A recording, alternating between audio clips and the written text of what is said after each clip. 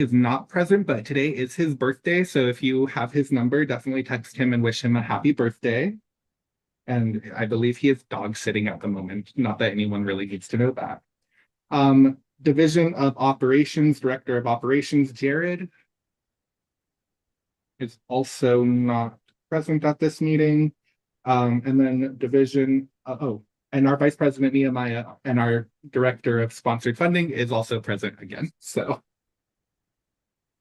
perfect. So we do need quorum. We do not have any deputy directors just yet. We will be working on all of those positions over the next few weeks. And jumping into our faculty advisors, is Dr. Robinson present or Dr. Colombo? They are not present at this meeting. And then Dean Crittenden, I do not see her on this meeting either. And is our GPSA manager and advisor, Nia, present? Present. Okay, sweetness. And then is our graduate college liaison, Dante, here today? I do not see Dante at this moment. So we have completed roll call. We're going to go into a brief period of public comment.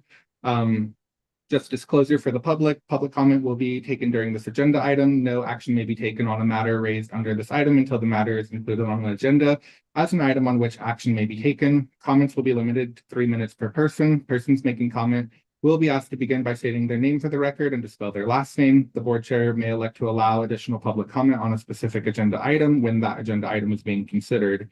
In accordance with Attorney General Opinion Number 00-047, as restated in the Attorney General's Open Meeting Law Manual, the chair may prohibit comment if the content of the comment is a topic that is not relevant to or within the authority of the body, or if the content is willfully disruptive of the meeting by being irrelevant, repetitious, slanderous, offensive, inflammatory, irrational, or amounting to personal attacks or interfering with the rights of other speakers. Do we have anybody who would like to make a public comment at this time? I don't have a public comment, but I just want to just let you know that I'm here. Oh, perfect. Thank you, Julia. We will mark you present at 5:39 p.m. Thank you.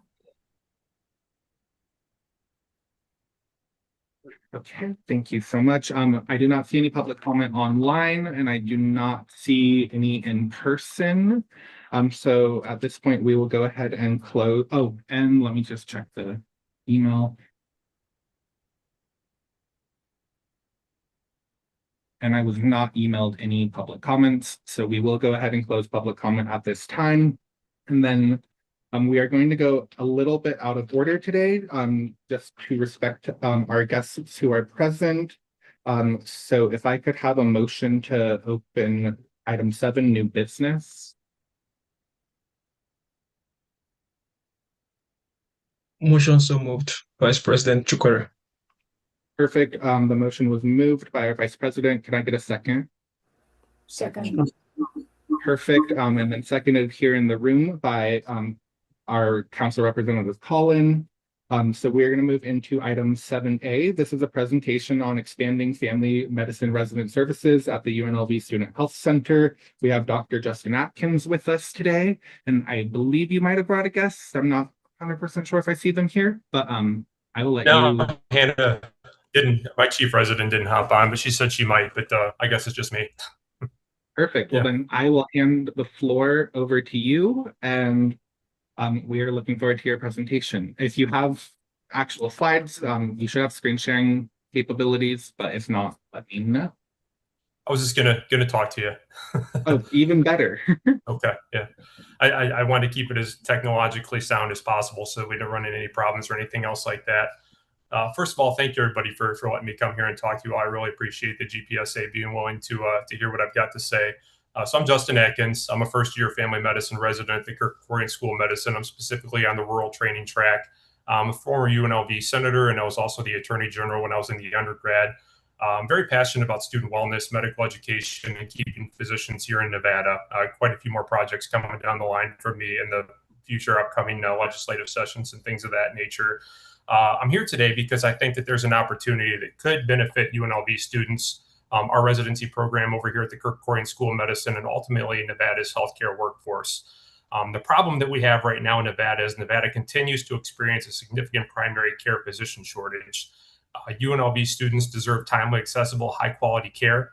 Another problem we're having is family medicine residents currently do not rotate to the student health clinic. We used to quite a few years ago, but we don't anymore. And this represents an opportunity to strengthen both student care and physician education here at UNLV. So the idea that I have that's been brought up to me by several residents and some of our faculty is explore the possibility of family medicine residents rotating to the student health clinic under faculty supervision, of course. Residents are licensed physicians who can assist with acute care, preventive care. We can do wellness exams. We can do women's health, mental health screening. We specialize in LGBTQ plus healthcare, sports medicine, chronic disease management, health education, and continuity care as family physicians. Residents would complement, not replace, the existing clinical team that's there. And the goal would be to expand the clinical team to provide more services for UNLV students. Seeing as that would also serve graduate students, I wanted to make sure that y'all had a say and you guys were involved in the conversation as well. And the goal is to expand access while providing an outstanding educational experience for residents and making sure students get the care that they deserve. The benefits to the UNLV students, while we're on that subject, is increased appointment availability and reduced wait times, more continuity of care. The more physicians you have over there, if you like a physician, you can just request to keep seeing them over and over and over again, which is kind of the goal of family medicine, is to have longitudinal care and develop a relationship with our patients, expand preventive services, and increase access to same-day acute visits and health education, and even possibly do an urgent care clinic over at the Student Health Center. Benefits to the School of Medicine, outstanding ambulatory training experience. We don't really get much of that right now on it because we don't really have sites for it other than quick care and things of that nature, but it's hard to get in there sometimes. Exposure to college health. You just kind of don't see that population. The general population we see over at our family medicine clinic is middle-aged, so we do with a lot of diabetes management, stuff like that.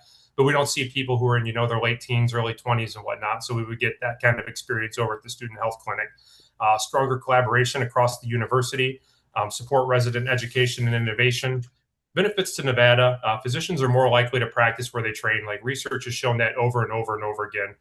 Coming down the pipeline, and I'm working with a couple of senators up in Carson City, is to expand residency slots at the University of Nevada, Reno, UNLV. So we're going to need to find positions anyhow to train these expanding physicians if we do recruit them to come to the state, which is a big priority. So having residents rotate at the Student Health Center would kind of help to facilitate that, and also have a spot to hire more faculty on to bring them into the UNLV family. Additional high quality training experience is going to help retain physicians, so that the more they like it here, the more opt they are to stay. And it also strengthens Nevada's long-term healthcare workforce. So we do have some challenges with this. All this, if you want to do something new, there's always going to be some pushback. Funding is obviously going to be an issue right up front. It costs about $1,300 a day to pay a resident to come anywhere they want to go. So we would have to figure out where that money is going to come from. And I'm not asking that from y'all right now, just kind of starting the conversation and being transparent with all this. We need to make sure we have adequate faculty that are hired to provide faculty supervision, the clinic capacity, scheduling, administrative logistics I could see as a barrier, and accreditation requirements to make sure that this is all passing and all the training is taken care of, embedded. I'm not presenting a finished operational plan here, so I think it's important to say that. Like, I'm not bringing you a blueprint being like, this is how we're going to do it. I'm just kind of hoping to start a collaborative discussion moving forward. This is very much in the early presentation, so I wanted to kind of get student input on the graduate side and the undergraduate side. I'll be giving the same presentation to them. But I think students have a right to have a say. And do they want this? If they don't, then we'll shut up about it. If they do want it, then I'd like to keep pushing with it forward so that they can kind of have a say in where they're going to get their care from.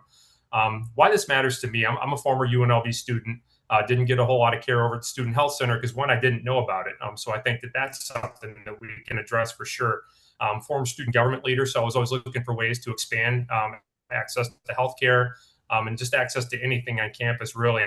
Current UNLV resident physician, and I'm passionate about improving healthcare access and physician retention, and I'm going to be working on that long-term in the state of Nevada. So basically what I'm asking from you today is just your feedback, your perspective, any ideas that you have, whether this aligns with the Graduate Council priorities, guidance and next steps and ideas that you might have. So really, basically the questions I'm asking is, what opportunities do y'all see to move this forward? What concerns come to mind with any of you? What barriers should we be thinking about? What resources or partners should we involve? And what would success look like to y'all? So I'll give y'all a chance to ask any questions if you have them. Alrighty, thank you so much, Justin. I really Sure. appreciate your presentation. Also, fun fact, I don't know if you remember this, but I was your intern 10 years ago in Oh, yeah. CSUN undergraduate. I do So remember that. Yeah. I love seeing you again. Thank you. But if anybody has any questions, we'll go ahead. Manas, you're up, and then just remember, state your name for the record, please. Yeah, can you hear me now? Yes. All right, okay. Manas Yogendra Agrawal for the record. Thank you, Justin, for that presentation. I just wanted to use this opportunity to invite you for a symposium that we do over here, which is Interdisciplinary Health Science Symposium. Basically, it is a platform open for all healthcare researchers, whichever kind of work you do. And we recently had a discussion that people at Korean don't really know about the symposium, and this is one of the biggest in the area of Nevada, and especially people from West US come for the symposium. So I'm happy to talk more about it. But yeah, and one of our research deans, Dr. Peter Kaufman, he was at the School of Medicine to talk more about it, and we can talk more. And I invite you and your team and whoever your peers are to the symposium. It's going to be in February 2027. Okay. Yeah, I appreciate that. Thank you so much. Definitely. Any other comments online or in person? Okay. So I do Um, have a question. Yeah.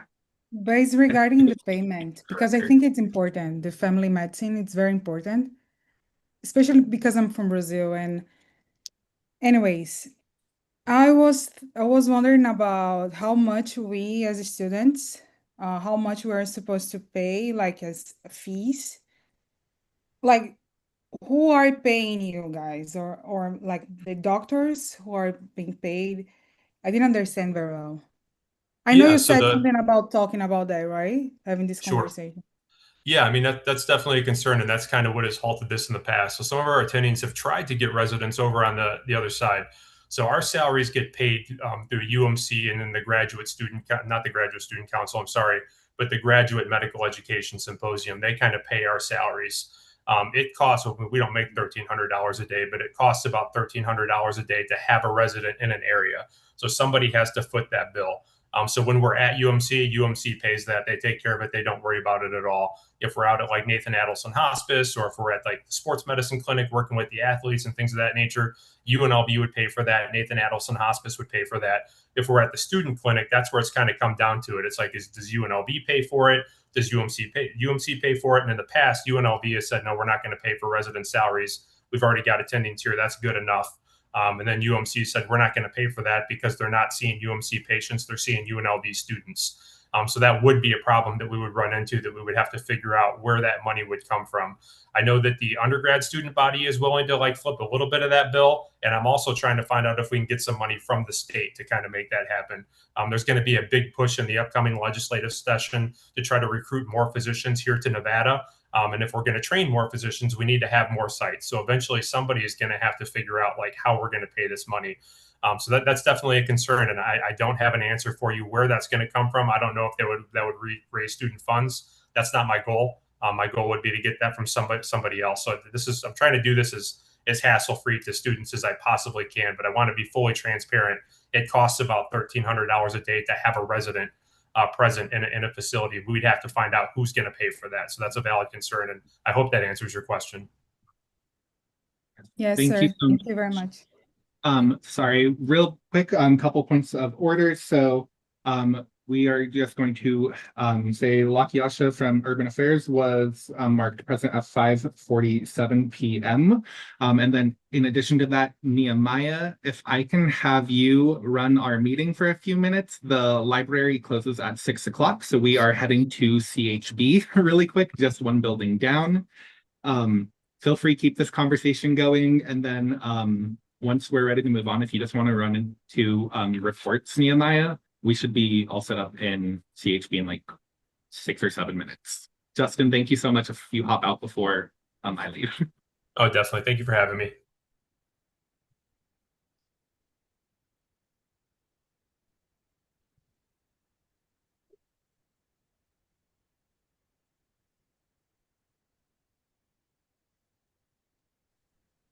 Okay, thank you, Justin. Yeah, you're welcome. Yeah, thank you so much for having me. And like I said, I'm really just trying to get a collaboration going between all the different student bodies. My hope is to begin a conversation that improves student health, strengthens medical education, and helps address Nevada's workforce needs. Just leaving you, I want to leave you with 3 points. If you don't take anything else away from this, is just working for better healthcare access for UNLV students, better training for future family medicine physicians. And the third thing I'm really trying to drive home is a stronger physician workforce here in Nevada. But again, thank you so much for having me. Yeah, thank you so much.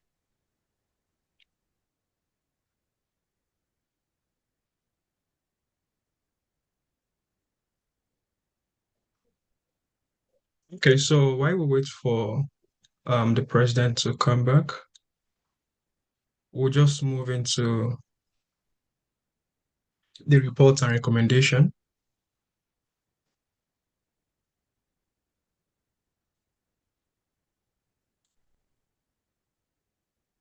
So I'm just trying to open the minutes. Okay, so we're just going to go into the report and recommendation while we wait for the president. So the report and recommendation is just basically informations.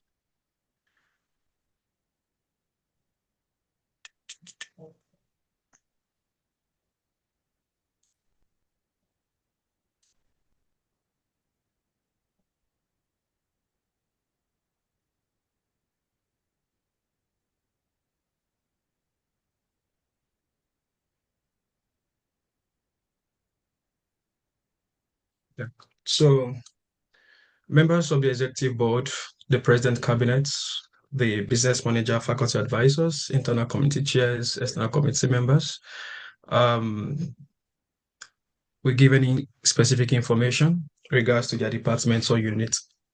No immediate action may be taken on item raised on the report and recommendation unless properly scheduled as an agenda item. So we're going to start with the executive board first. But in the absence of President Curtis Brown, I'm going to give my report, Vice President Chukwara. So first of all, I would like to provide a brief update on the sponsorship program. For the sponsorship committee, our next meeting is scheduled for July 30th. And during that meeting, the committee members will review and finalize the fund allocation for the current sponsorship cycle, that's SCR 4603. Based on the budget we have available for that particular period.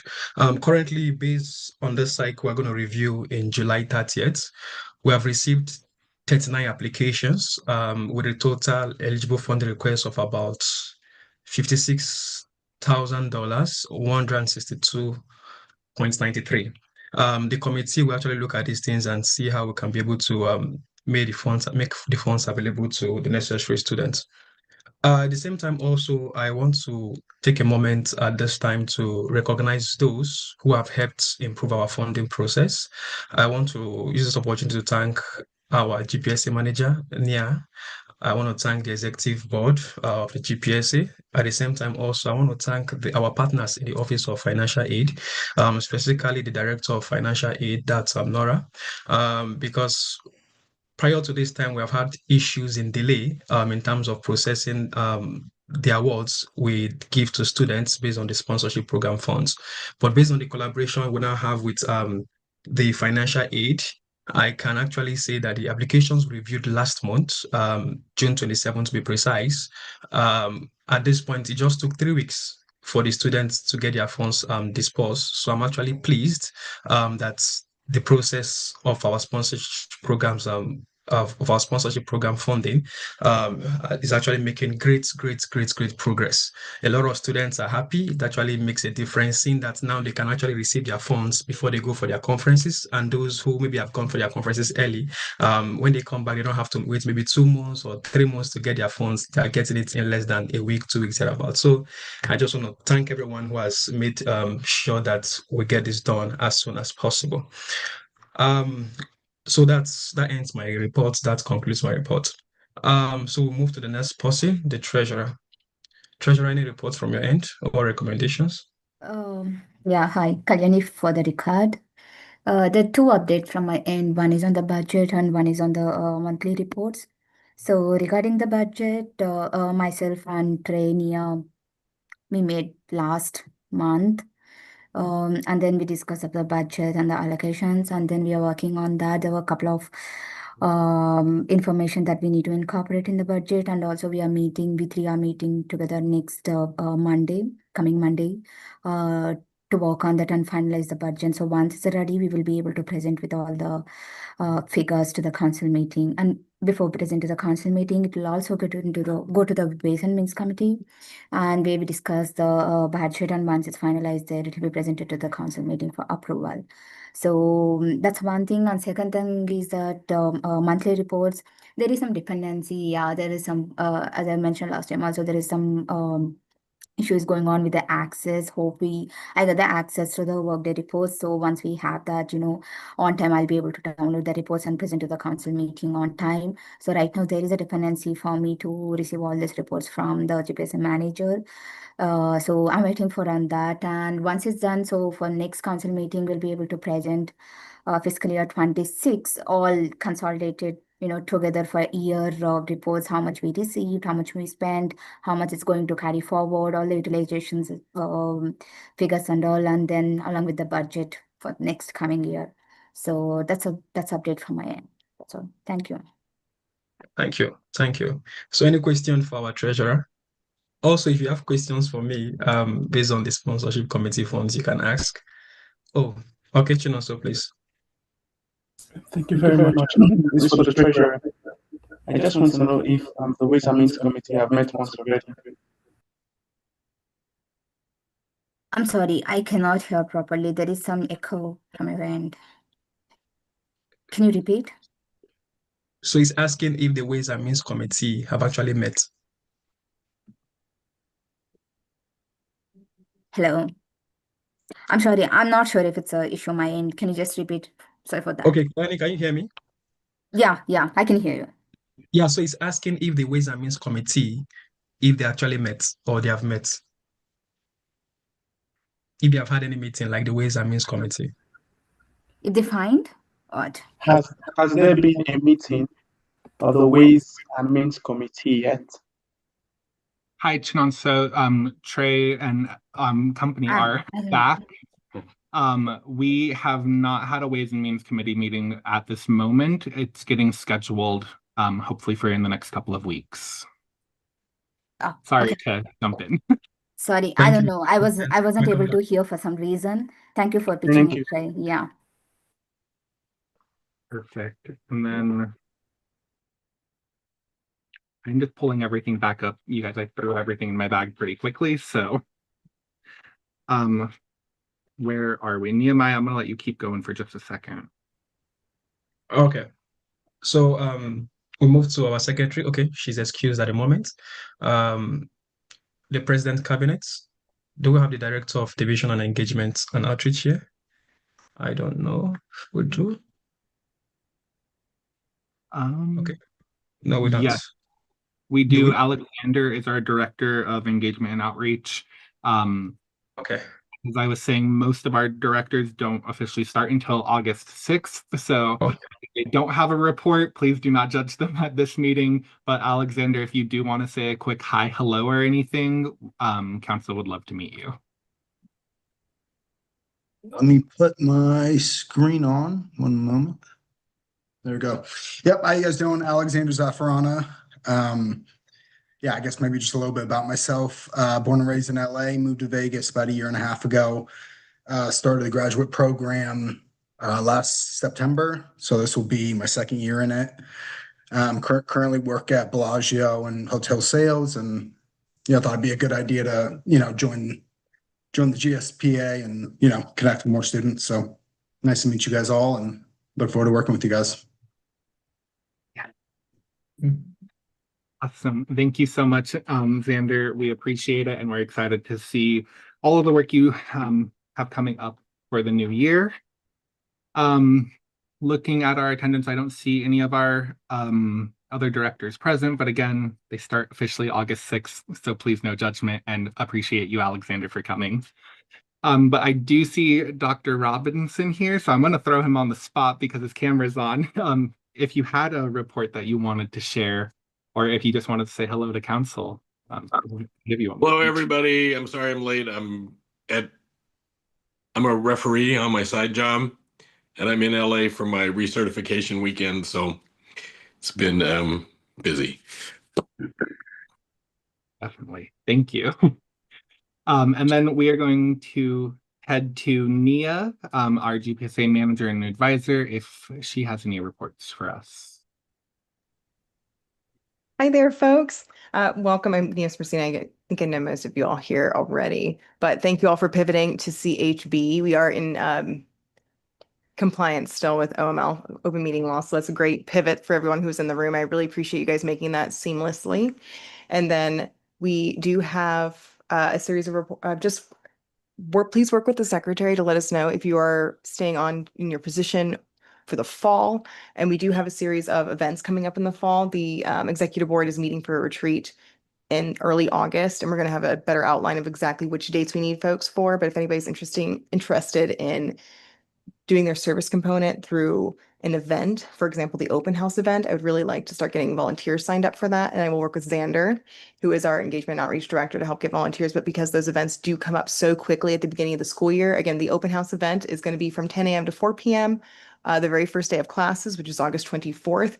And we do need a few volunteers to help assist with that event. One of the things will be something simple like picking up donuts. We do a big pink box donuts order. We really could use some help picking that up. The other things would be, and we do have a volunteer sign up form. I can send that out to you all in email at a later date, probably after this, maybe on Monday. And we can just have you guys sign up for some slots. That'd be really helpful. If you have an hour, that'd be great. It'll be a chance to get spin for swag, all of those fun little prizes. If you've seen the open house before, also it's an opportunity for people to ask GPSA questions. So as summer representatives, and many of you guys were already representatives last year, this would be a great chance for y'all to help inform the student body of what GPSA is. What does the student government actually do? I know it's a pretty broad question, and having some folks who've done this already answer those questions is really helpful to students. And it also fosters that whole, sense of community, that thing that people seem to be missing when they go to grad school. But that is the bulk of my report, and I'll turn it back over to Trey. Perfect. Thank you so much, Nia. Jumping into a quick report from me. So I've definitely felt like I've had a busy summer. So if in a minute, we'll go over some different committees and other assignments for you all. If anyone wants to join some of these committees, the more you all join, the less I have to attend. So selfishly, I would love to have you all join as many committees as possible. But outside of that, I have started setting up meetings with all of the dean's offices and some of their leadership teams, as well as with student affairs, the president's office, provost's office, and some of the our faculty senate, and then a few other offices as well, just so that we can kind of realign. We can start sharing what some of GPSA's goals are for the year, seeing how we can partnership, seeing what those departments are looking to do over the next year as well, and just finding areas of common ground so that we can, again, build and grow together. This is definitely a year of a lot of change where we want to make sure that, institution is giving as many resources to us. We're helping in the same amount of ways, because at the end of the day, our whole job is to support graduate students. So we will go have every conversation and hope that it leads to more than just a conversation. The provost office is very excited to partner with GPSA on quite a few initiatives, and I'll have a more official report for that in about 2 months in our first September meeting. But we have some really cool partnerships. The treasurer, Kalyani, and I and Nia are working on our annual budget. So we are hoping to have that to Ways and Means Committee in the next couple of weeks, which will also be your guys' first committee meeting. And then it will be going up to council in the August meeting, pending everything goes well. But if you do have questions, or if there's anything that you want us to prioritize in our budget, please, shoot me an email, and I'd be more than happy to make sure that it is a discussion point. Nia and Kalyani and I will be meeting next week to finalize some budget details and information. So again, anything you have, please send me an email, preferably this weekend, because we meet. Nia, do we meet on Monday? I think we do. At 10 a.m. Perfect. Yes, Monday at 10 a.m. So please send your thoughts there. Obviously, you can bring your comments to Ways and Means Committee, and you can also take it up to Council when budget is on those agendas. But if you want anything in the pre-planning stages, it's always a little bit easier to communicate and look at some numbers there. Outside of that, that is all I have for my report. So again, bear with us. Very hot in this room, so we have a fan going finally. But yeah. And then jumping into our other reports, Nehemiah, did you have any sponsorship report? I think you put it all in your president or vice president's report, but I wasn't fully there. Yeah, so yeah, I did. Okay, perfect.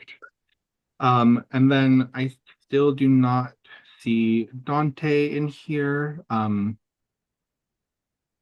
And yeah, so, and I don't see Dr. Colombo either. So we will go ahead and keep running down our list. We do not have any unfinished business.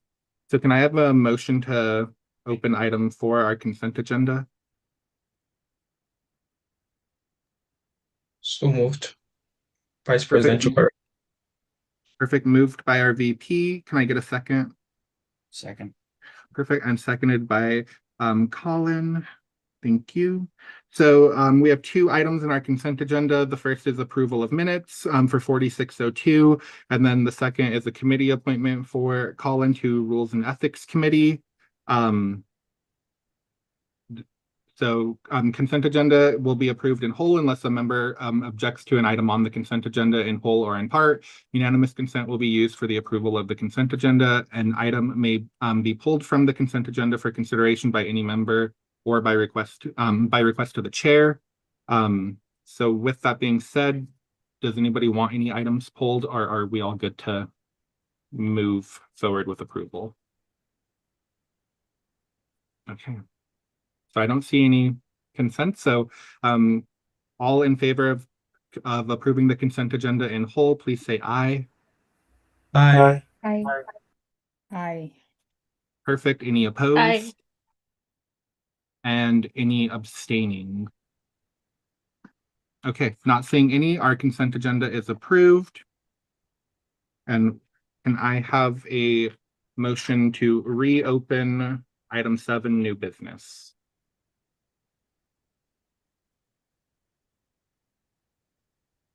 I motion to open item 7 new business. Chinoso. Perfect. Moved by Chinonso. Can I get a second? I second that, Manas Agrawal. Perfect, and seconded by Manas. Thank you all. Okay, so we've already completed item 7A. We're going to just go down the list now into item 7B. This is a review of academic departments with graduate and professional students. So if you all can click on that link, I'm just making sure we all have updated numbers. All of our departments are being represented and everything like that. I got this information from our academic affairs team, who was able to get me a list of just all of the programs that have graduate programs. But there were a couple of errors on there that Katie pointed out. So Katie, thank you so much. And we will be looking into that. Nia, I might need your help getting an updated our list for all of our graduate programs. But for anyone who's for any of your schools or colleges that you're overseeing, if you could just take a few moments, whether it's now or if you want to email me after this meeting and we wrap up, I would just appreciate if you all could let me know if I'm missing anybody. I feel like our secretary and I spent quite a bit of time on it, but I know we've missed some things. I see Manas has his hand up, and then we'll go to Nia, our advisor. Okay, so for the School of Integrated Health Science, I had a meeting with a couple of deans from our dean's office to better understand different programs that we have. And also I met Dr. Chalene and Trey, you very well know her. So yeah, she was very helpful and she explained me the entire structure of the school. The biggest thing with the school right now is that we have a lot of programs and the programs have very low strength. Like we have a master's in health physics program which has like 2 students.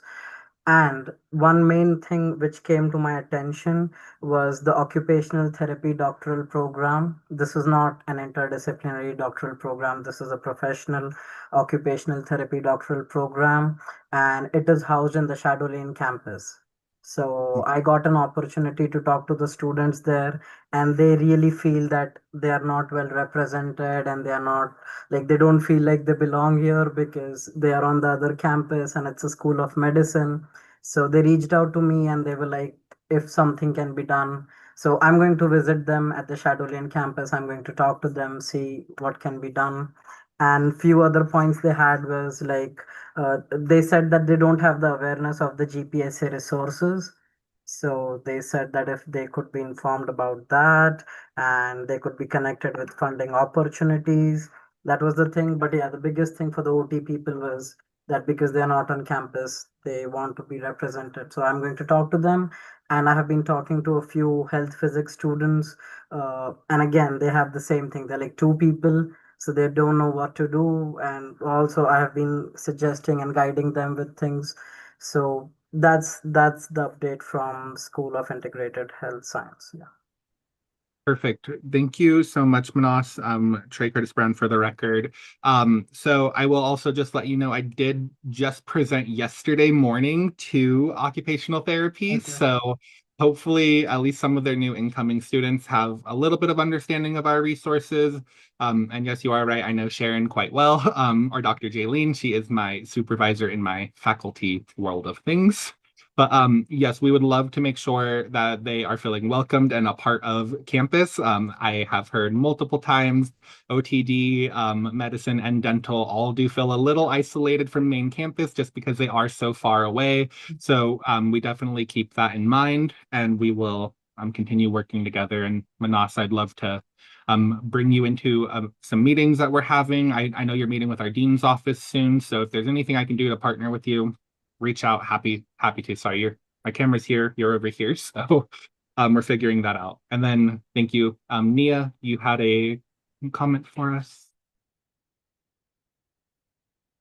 You are muted if you're talking. Manas, I just want to say thank you for the due diligence you put forth in finding out these issues that these folks were having and bringing it back here, and the steps you're planning to take to help offset these concerns and bring people more involved.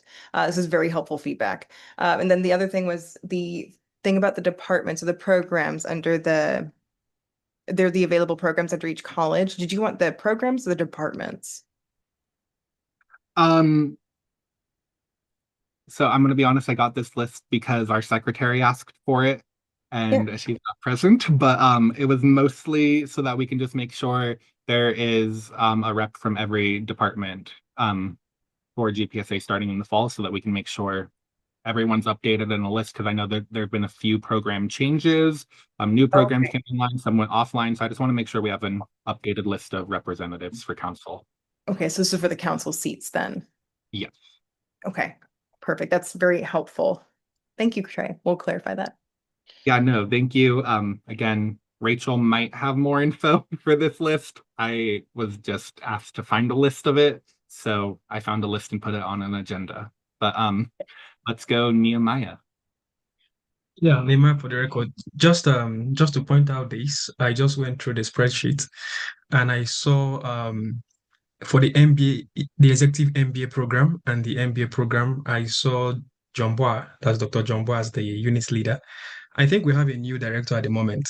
So we just need to look at those things. Yeah, I think we have a new director. I can't remember. I think she's a lady or yeah, a lady, yeah, something like that. So I don't think it's Dr. Bois at the moment.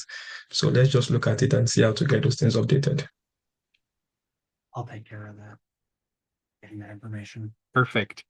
We have Colin, who oversees Lead Business School with us here. He will work on getting an updated list there. But thank you so much, Nehemiah. And then I don't know who had their hand up first, so I'm going to go Bianca and then back to. So I saw the unit leader. Is that the coordinator, the grad coordinator, or is the chair? So this list, hold on, let me open the email really quick. Bear with me, you guys.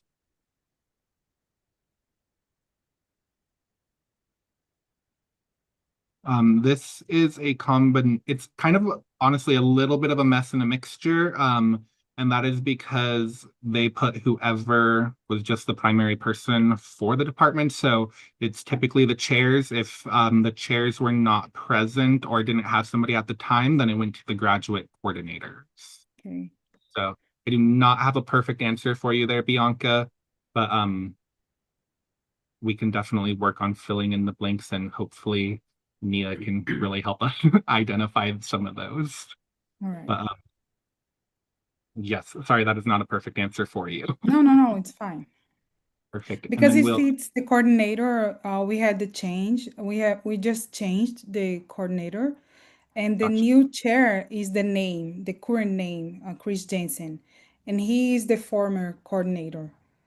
So that's why I asked. Perfect. Thank you. I'm hoping that we can make it mostly chairs so that they can work on getting all of their reps put in. But let's head to Nia next. Thank you, Bianca. Nias Messina again for the record. And actually, sorry, I just wanted to clarify for Bianca's question. It was about who appoints the council seats through the department. Was that the question? Oh, the name in the sheet is unit leader. And I wasn't sure if it was referring to the coordinator or the chair. Ah, I see. Okay. That is a vague term intentionally because some of the departments have like a program director, some don't even have the coordinator versus like a chair. It's a little bit of a different design, mostly professional schools, so it's probably more of a vague leader term for that reason. But typically we actually go off, there's a link I'm going to put into the chat here. So for the council seating, we actually go off of this list. It's the UNLV degrees directory, and typically this has the most up-to-date information. So for example, I see like the School of Public Health has renamed one of its departments to Environmental and Global Health. So like we need to update our information from that. But this is what we go off of first. And then if there's any other discrepancies that we know about from over the years, like again, using, not to pick on public health, but I know that public health technically has 4 departments, but they aren't listed as 4 in here. That's something we are aware of already. And I think that's the only one that stands out to me at this. I think that's the only one that stands out. Everybody else has their departments listed from their degrees directory. And this typically gets the grad coordinators, program directors, and departmental chairs updated. Typically. May not be as fast as some other resources, but this is what we go off of first, and then we go case by case basis after that, if that helps. Yes, ma'am. Thank you. Perfect. Thank you so much, Nia, and thank you everyone for the questions. Any other questions, comments, concerns on 7B? Yeah. David Elder for the record. I'm not sure what's on the directory. This will probably fix it, but the law school isn't on this spreadsheet. Should be fine, just because if you're using the directory first, it'll probably pop up on there. But just for the spreadsheet. Okay, I'm not sure what the secretary needed it for. Yes, well, I will make sure law school is on there. Because obviously we know your presence, so we will double check and make sure all that's updated. Again, this list came from a very quick couple of emails, and I tried to throw some things together, so please bear with me. I will make sure we get an updated list and send it out to you all as council members with more information on is it a department chair, a grad coordinator, all of the information. I will make sure all of our schools are on there. And we'll definitely go from there. But thank you so much. Our secretary will also be back next week, so we can partner a little bit more there. Point of clarification on this, Colin Kovitz for the record.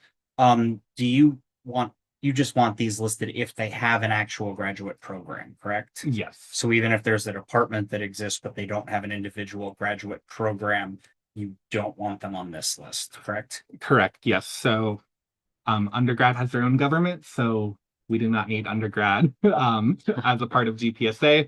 But if they have graduate students enrolled in a master's or a doc program or a PhD or anything certificate, we will make sure we have them. Okay, thank you. Yes, thank you. Any other questions, comments, concerns?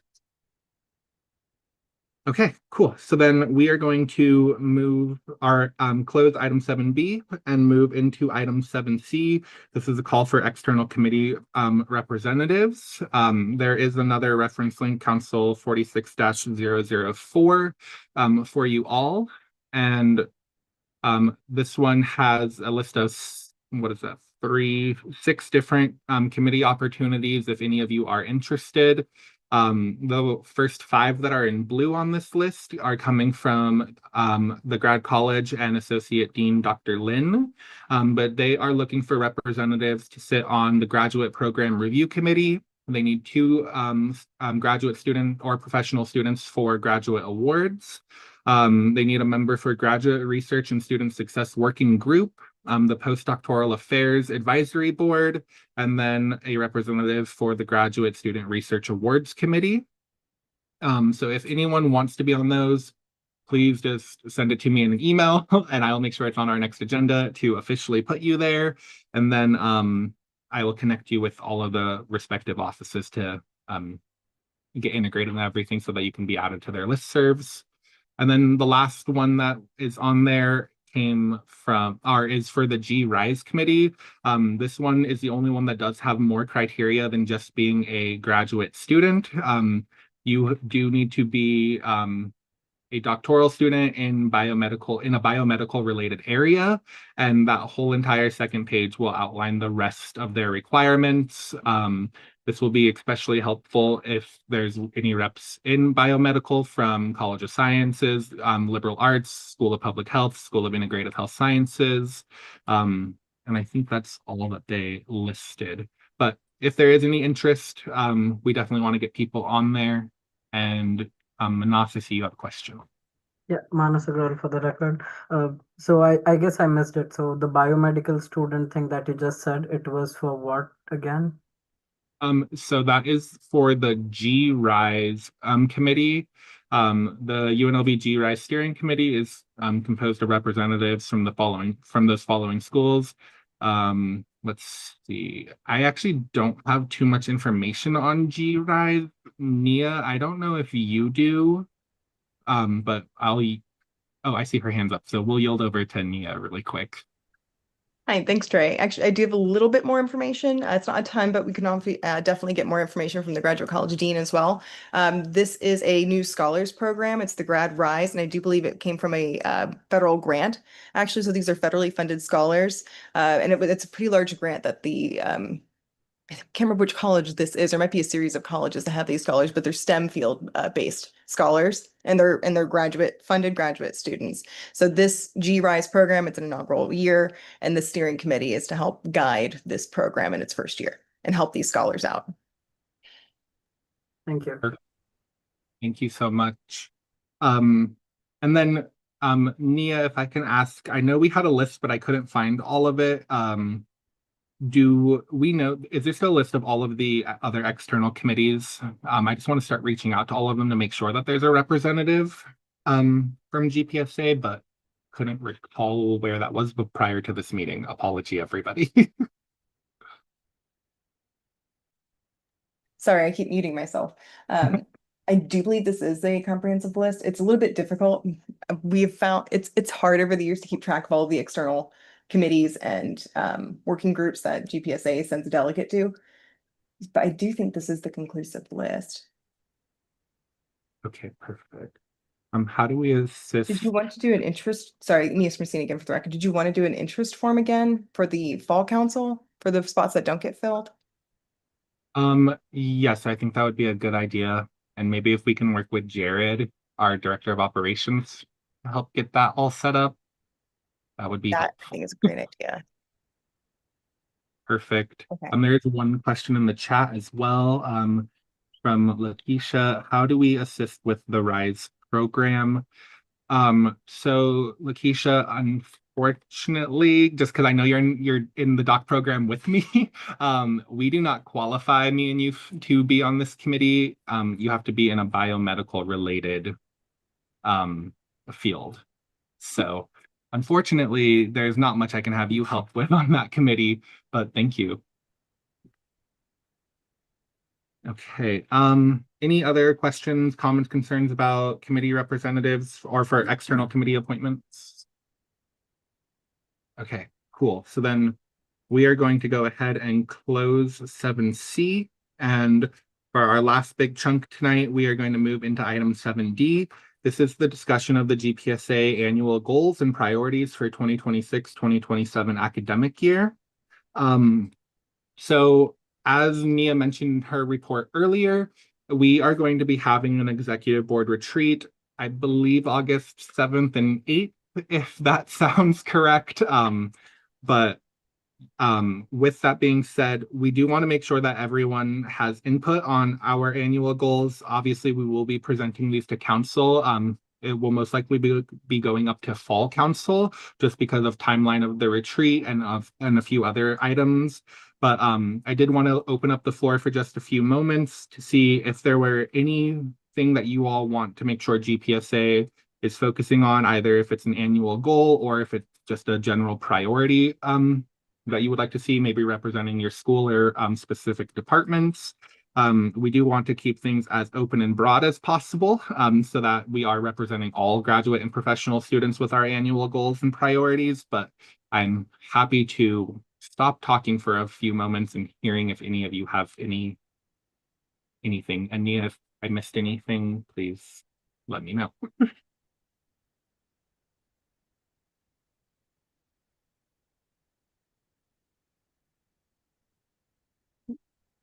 Nia. Oh, sorry, that was an accident. I was trying to give you a thumbs up. Oh, perfect. Okay. Well then, I'm not seeing any. Do any of you guys have? I do have one thing. Yeah, David. David Elder for the record. I remembered our meeting in May, we had like a big constitutional convention and like amended the constitution, but Devin's like we would still have to has to be approved by a bunch of people. So it's kind of a question, kind of a suggestion. Question is, I don't know where we are in the process with that or if that got approved. But if it did, remember there was kind of like a restructuring of like the seats. So maybe a broad goal would just be like working with all the departments to make sure that they're ready for that to be implemented sometime. But Yes, I don't know no, how to go. no. So thank you so much. And I do have some answers because I talked about it yesterday in executive board. So I actually can answer that question. I'm gonna look over here but yeah. More people. Yeah. But to answer that question, Devin, our last president, did go through, get a lot of approvals done. He did all the heavy lifting for our constitutional changes. And those we have sent on to legal counsel for just a quick review. Legal counsel got those back to us, I want to say about a month ago. There was about 150 different comments for us to go through and address. They weren't anything super substantive.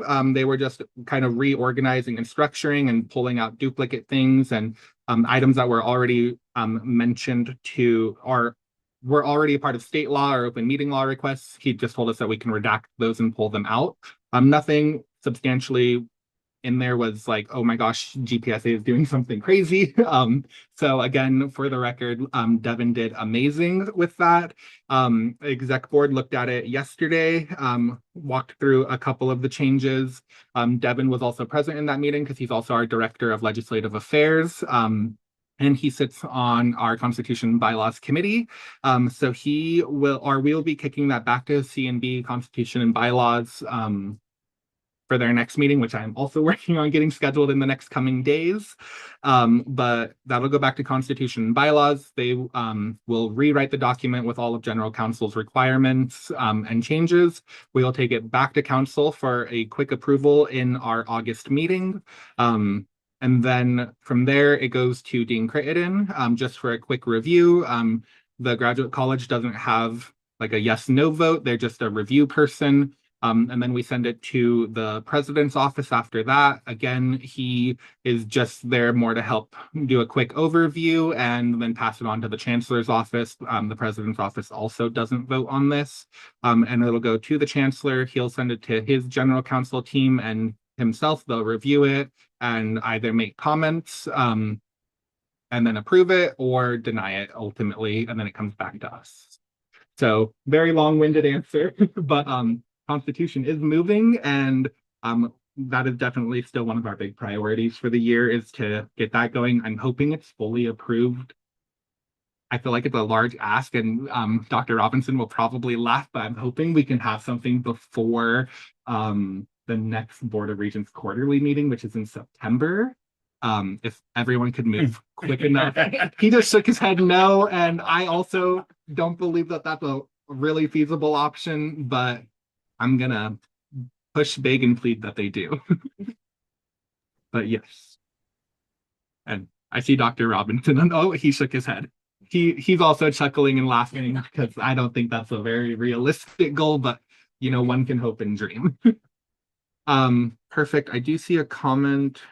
Sorry, my screen's very small on this laptop, everyone, but it's from, it looks like from Nia. I didn't.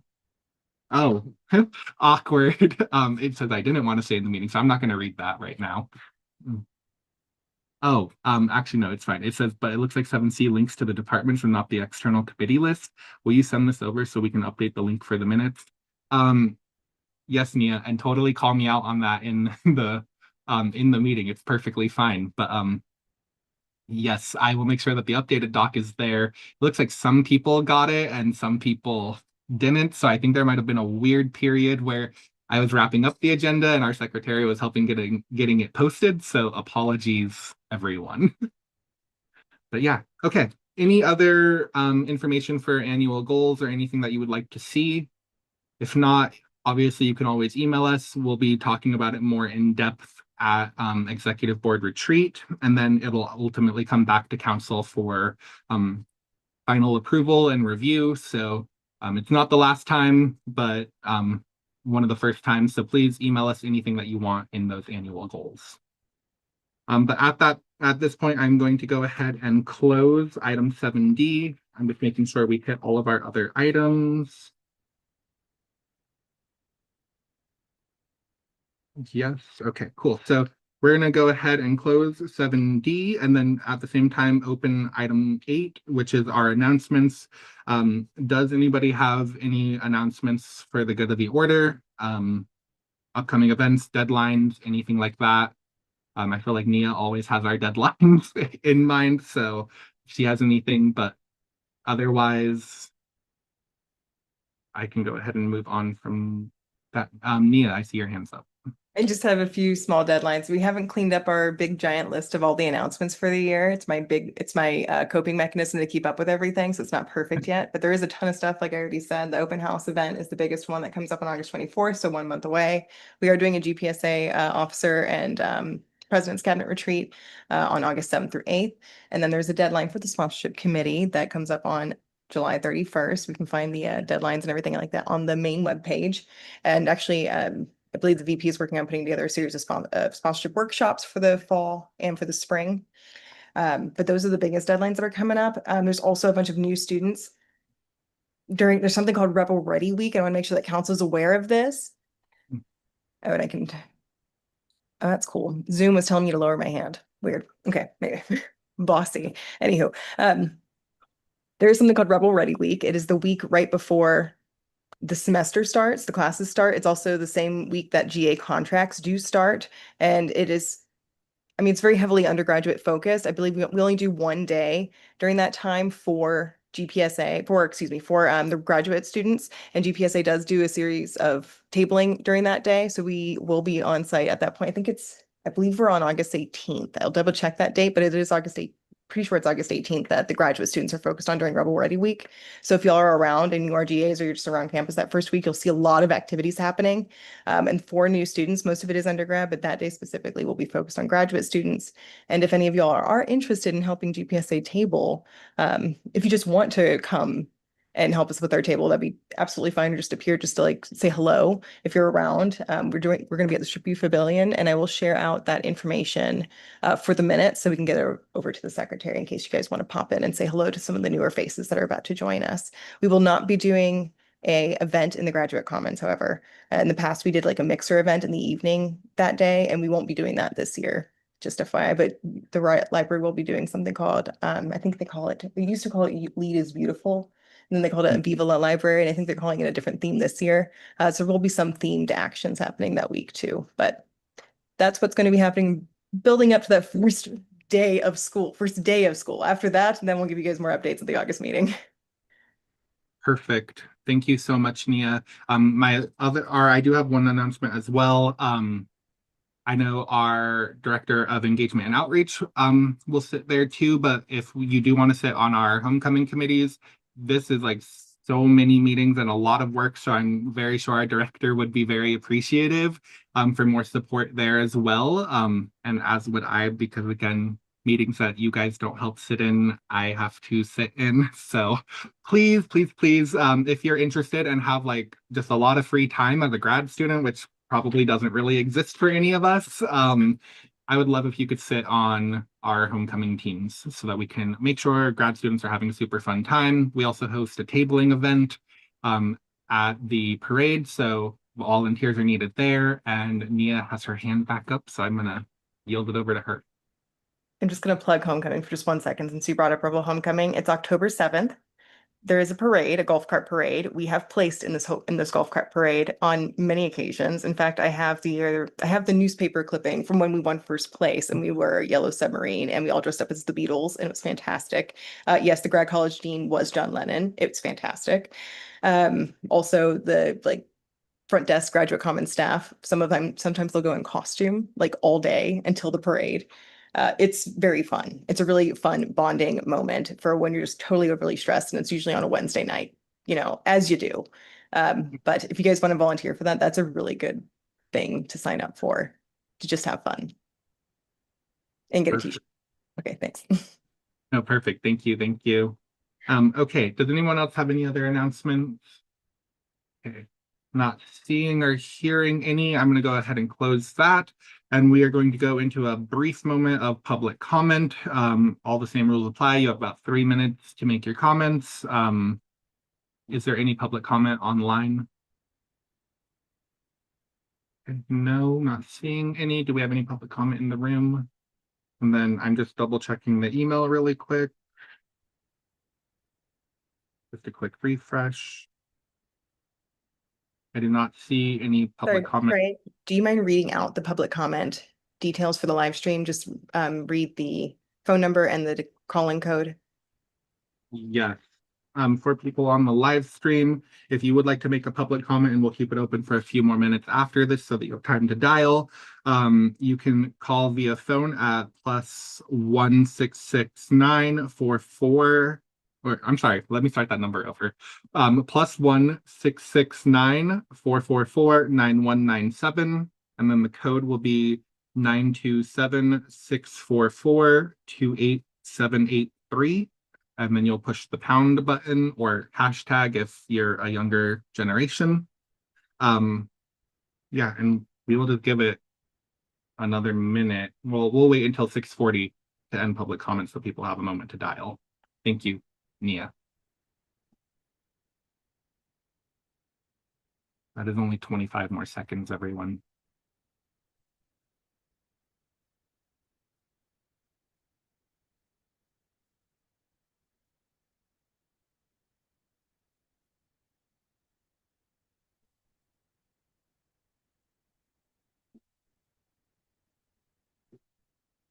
Okay, and it is 6:40 on my phone, so I'm going to go ahead and close public comment. Thank you all for a great meeting, and we will adjourn this meeting at 6:40 p.m. And yeah.